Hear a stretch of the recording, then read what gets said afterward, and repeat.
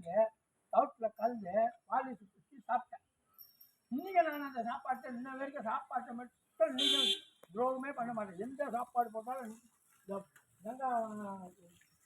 வெங்காயம் உண்மையிலே சொல்றேன், சாப்பாட்டில் மட்டும் எனக்கு தள்ளுபடியே கிடையாது. நீ எதை போட்டாலும் சாப்பிட்டு போறாரு.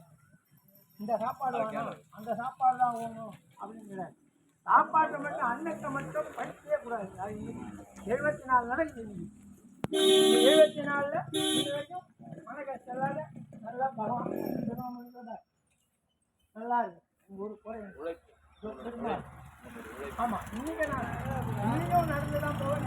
அரசாங்கத்தால நமக்கு கிடைச்ச பலன் என்ன? எனக்கு பலமும் கிடையாது. உண்மையிலேயே சொல்றேன், எங்களை பொறுத்த வரைக்கும் வியாபாரத்தில் இருக்கிற ஏதவாளுக்கு அரசாங்கம் ஒரு சலுகை கூட கிடையாது.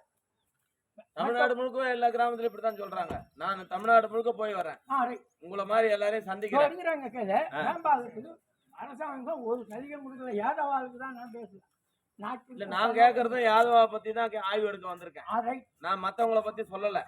இந்த சமூகத்துல இந்த குறைபாடு ஏகப்பட்ட பேர் எனக்கு எழுதுனபடியா இருக்காங்க, இது கேட்டபடியா இருக்கிறாங்க. நீ எல்லாம் ஏன்டா ஒரு மனுஷனா இந்த மாதிரி கட்சி வெட்டி கட்சின்னு வேற ஆரம்பிச்சுன்னு ஊரை சுத்துற, நீ எல்லாம் தேவையாடான்னு கேக்குறாங்க. எனக்கு பிரிச்சன் கூட கிடையாது. 64 வயசு ஆனா எல்லாருக்கும் பிரிச்சன் கொடுக்குறாங்க. நான் எழுதி போட்டா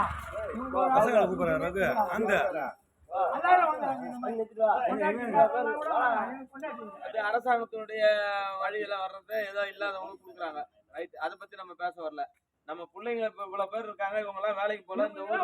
இந்த ஊர் இல்ல வேலை எங்க கொடுக்க முடியும்? நான் என்ன பெரிய முட்டா மிராஜாரா? நானா டாடா பிர்லாவா? நானும் உன்ன மாதிரி தானே, உங்க கூட உழைக்கிறோம் தானே.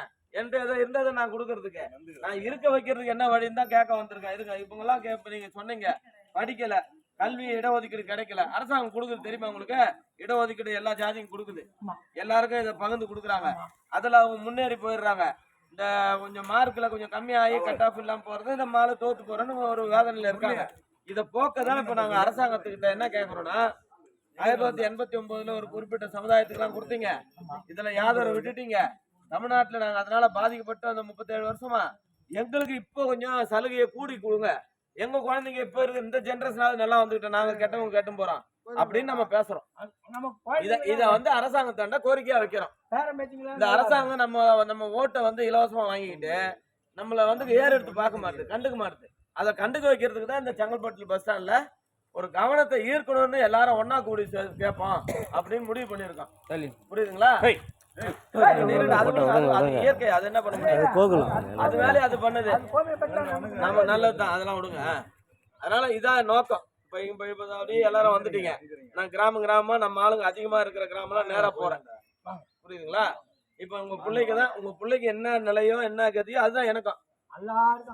நீங்க என்னையும் அது வந்து ஓஹோ தலைவர் அப்படிலாம் நினைக்க கூடாது.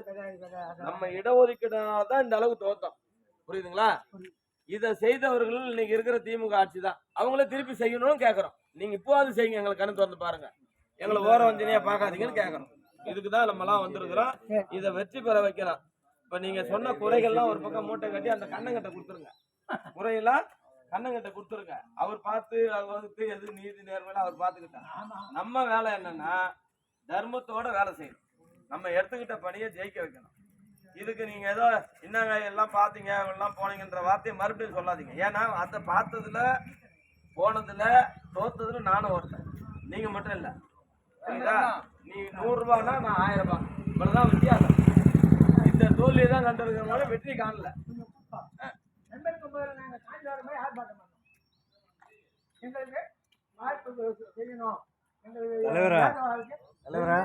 இந்த கிராமம் வந்து பல போராட்டத்துக்கு பேசிட்டு இருக்காரு. முடிக்கிட்டான், குறுக்க வராதீங்க, அப்புறமா பேசுங்க. உங்க கருத்து அப்புறம் சொல்லுங்க. இது மாதிரி போராட்டமே பண்ணிட்டு வந்தோம். ஒண்ணுமே செய்யல. சரி, ஒன்றும் செய்யல. யார் செய்யல? அரசாங்கம் செய்யல. ஆனா நம்ம கலெக்டர் போய் கத்திரி வருவோம். பாக்குறேங்க, செய்யறேங்க, மேல அனுப்புறேங்க.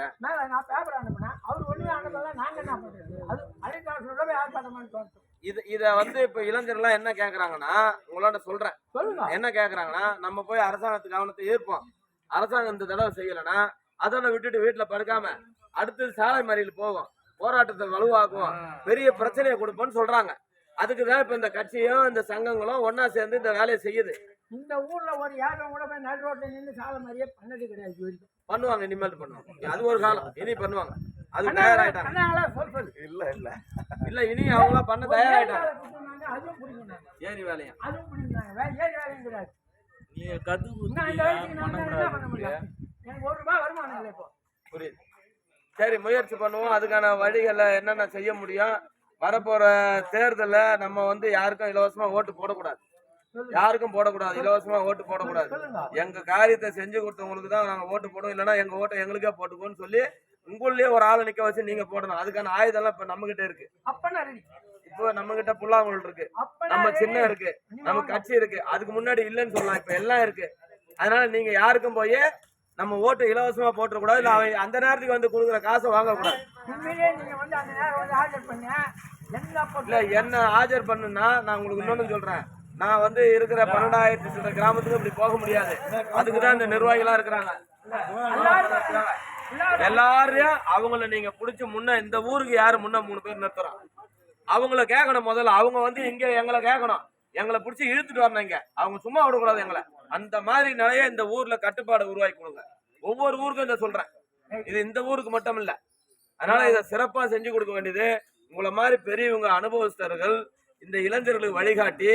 இவர்கள்லாம் இப்ப வேலை முடிஞ்சு போச்சு. இவர்கள் பிள்ளைங்க இருக்காங்கல்ல, அவங்களுக்கு தான் இப்ப நம்ம பாடுபடுறோம். அதுதான் சொல்றேன். அந்த பிள்ளைங்களுக்கு இந்த இடஒதுக்கீடு வாங்கினா அது போய் கஷ்டப்பட்டு படிக்குது, எழுதுது. ஆனா ஃபெயில் ஆகி வருது வீட்டுக்கு. என்ன ஃபெயில் ஆகுது? கட் ஆஃப் மார்க்ல. அது இருந்தாதான் இது வளர்ந்து வேலைக்கு போகும்.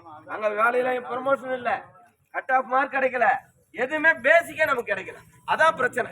இந்த பிரச்சனையை தீர்க்கணும்னா ஒண்ணு சாதி வாரி கணக்கெடுப்பு நடத்தி